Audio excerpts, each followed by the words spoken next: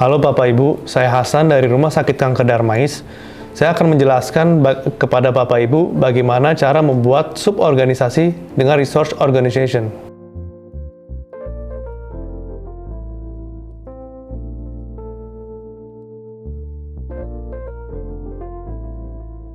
Research organization merupakan elemen yang merepresentasikan detail dan informasi kelompok orang atau organisasi dengan tujuan yang sama. Contohnya, institusi perusahaan, departemen, kelompok masyarakat, kelompok praktik kesehatan, asuransi, dan lain-lainnya. Research organization menunjukkan hierarki dari suatu organisasi dengan menggunakan elemen part of.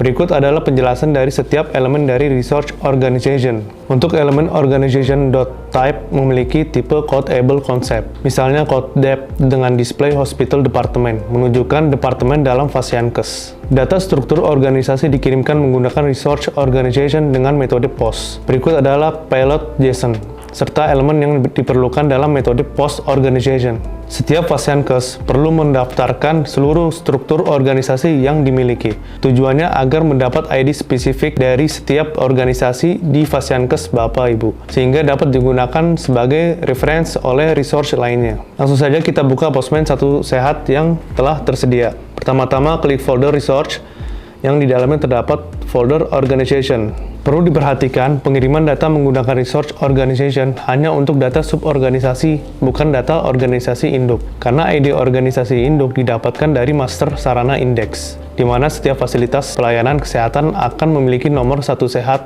masing-masing.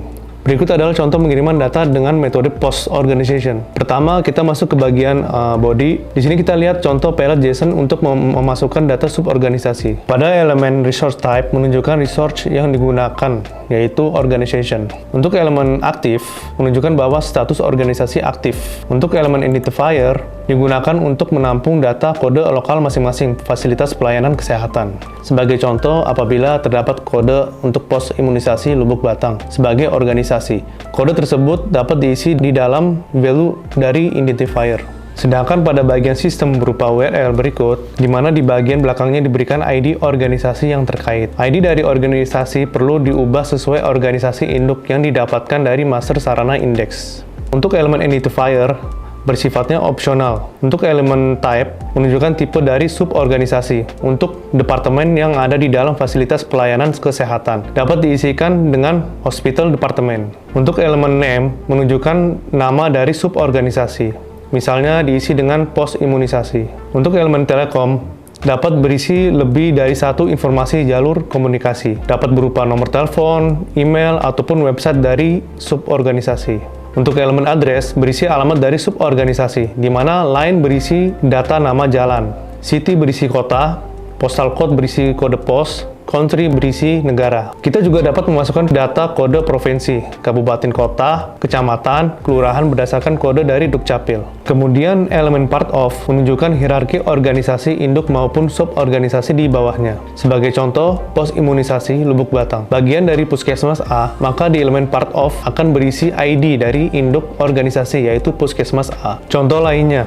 rawat jalan merupakan bagian dari suborganisasi Direktorat Medik, maka reference akan berisi UUID balikan dari suborganisasi Direktorat Medik. Apabila kita telah selesai menyiapkan payload dari suborganisasi, kita dapat kirimkan dengan klik tombol send. Setelah itu, Bapak Ibu akan mendapatkan balikan dari Satu Sehat. Dari balikan tersebut, kita akan mendapatkan UUID dari suborganisasi. ID tersebut wajib disimpan oleh Bapak Ibu ke dalam database masing-masing. UUID akan berfungsi untuk mereferensikan data yang terkait dengan suborganisasi yang sudah dikirimkan atau dibuat. Demikian penjelasan mengenai cara membuat suborganisasi dengan research organization. Terima kasih.